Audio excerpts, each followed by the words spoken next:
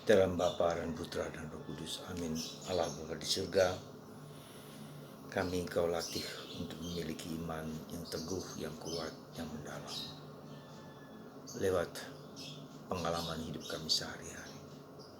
Terutama lewat penderitaan dan salib. Lewat apapun juga yang kami alami. Bantu kami ya Bapa untuk menyadari bahwa pada akhirnya kami harus mempertajam, memperdalam iman, harapan, dan kasih kami. Terpujilah namamu kini dan sepanjang segala masa. Amin. Para saudara, Yesus hari ini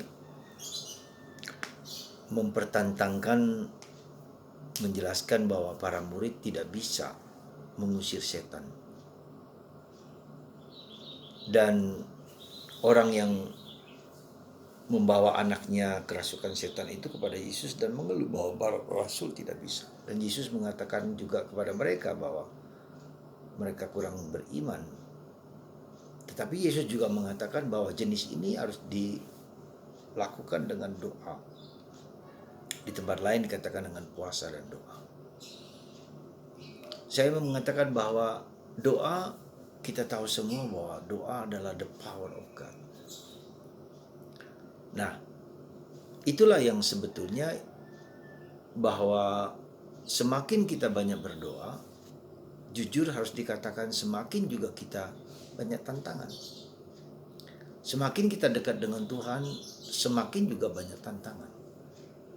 Doa tidak berarti hanya banyaknya berdoa, ikut terlibat dalam kegiatan gerejawi dan seterusnya. Bukan hanya itu. Kemarin ada seorang bapak bercerita kepada saya, ada seorang ibu yang sangat aktif di gereja, ya, ikut kor, ikut lingkungan, ikut doa-doa, dan berbagai macam kegiatan gerejawi dia ikuti. Tapi ternyata dia memutuskan untuk kemudian bunuh diri dengan menggantung diri. Saya tidak bermaksud untuk mengadili orang ini, tetapi bapak itu heran mengapa orang yang aktif demikian berbuat sesuatu yang sangat ditentang dan dilawan oleh Allah, bunuh diri. Saya mencoba menjelaskan bahwa kegiatan-kegiatan di gereja ataupun kegiatan rohani apapun harus dibarengi dengan apa? Harus dibarengi dengan relasi personal dengan Yesus.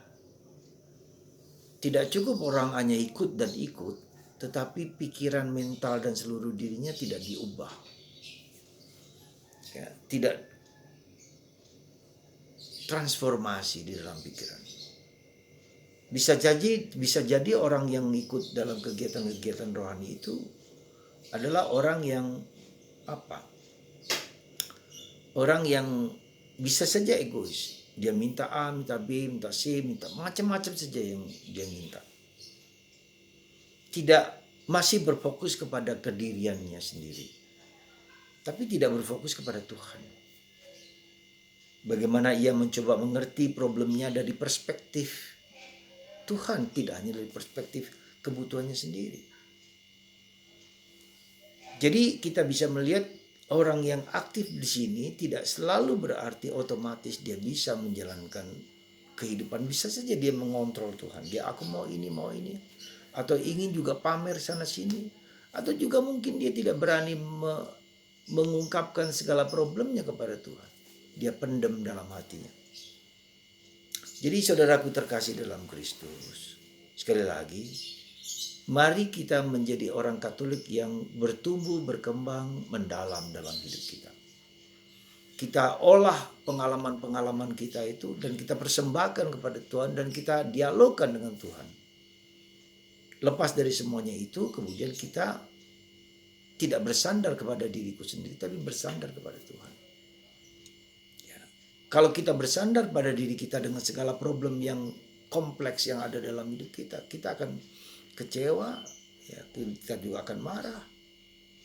Jadi saudaraku terkasih dalam Kristus, ya, jadi ketika Yesus menegur para murid bahwa mereka kurang beriman, lalu mereka mengatakan, Tuhan tambahkan imanku, dan itu bisa terjadi.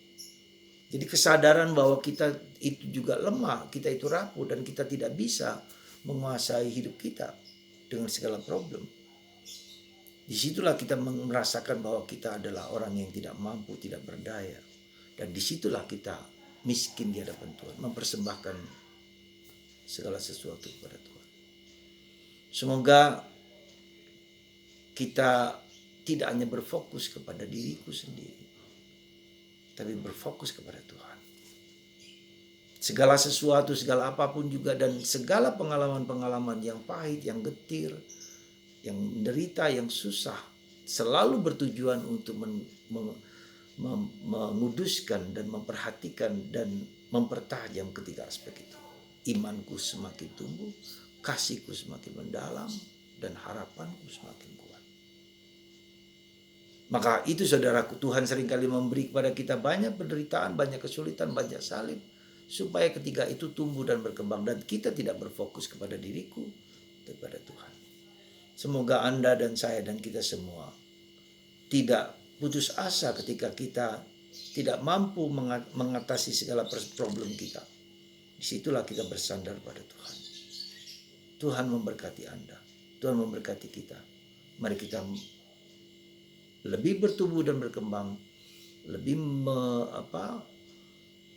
berdiskusi, mengolah hidup, pikiran, perasaan, dan ego kita. Kita tidak bisa mengontrol Tuhan, kita tidak bisa mengontrol sesama, kita tidak bisa mengontrol keadaan, kita bahkan tidak bisa mengontrol diri kita sendiri. Mari kita persembahkan segalanya kepada Tuhan, sehingga Tuhan yang bekerja. Tuhan lebih dulu mencintai kita daripada kita sendiri. Ada kalimat yang sungguh membuat kita terpesona. Kalau kau percaya padaku, kamu tidak akan mati. Dan kalau engkau mati dan tetap percaya padaku, engkau akan hidup. Janji ini luar biasa. Iman kita kalau kita miliki itu mempunyai daya pesona yang luar biasa. Tuhan memberkati Anda dan memberkati kita semua, supaya kita bersandar kepada Tuhan. Tuhan memberkati Anda dan saya, Bapa, Putra,